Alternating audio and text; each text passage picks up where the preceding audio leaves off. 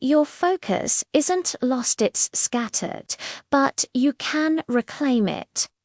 Let me show you 3 simple yet powerful tools to get it back. First up, the batching blitz.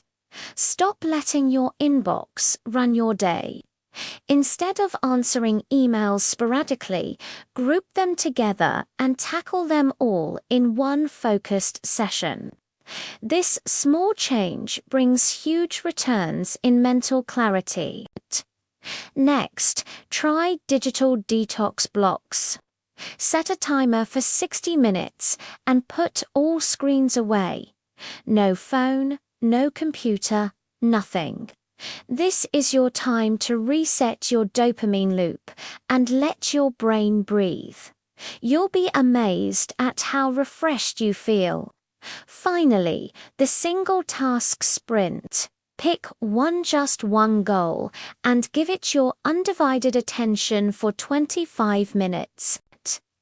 No multitasking, no distractions, just pure, uninterrupted flow.